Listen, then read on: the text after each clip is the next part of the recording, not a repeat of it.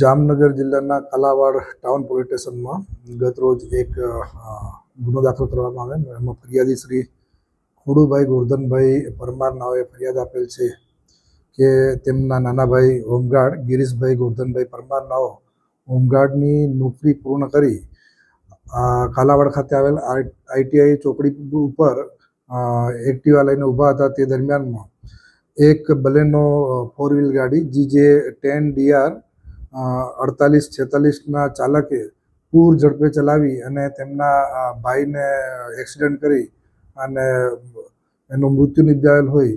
આ ડ્રાઈવર દ્વારા હકીકત જોતાં પોતે જાણતો હોવા છતાં આટલી પૂર ઝડપે ચલાવવાથી માણસનું મૃત્યુ થઈ શકે તેમ છતાં તેને તેવી રીતે ચલાવી અને આ હોમગાર્ડનું મૃત્યુ કરેલ હોય. BNSની કલમ 105, 281 અને MB એક્ટની કલમ મુજબ ગુનો દાખલ કરી અને હાલ તપાસ Kalavad town PI in charge PG Panara નાઓ કરી રહેલ છે અને આ કામે આરોપીની શોધખોળ ચાલુ છે.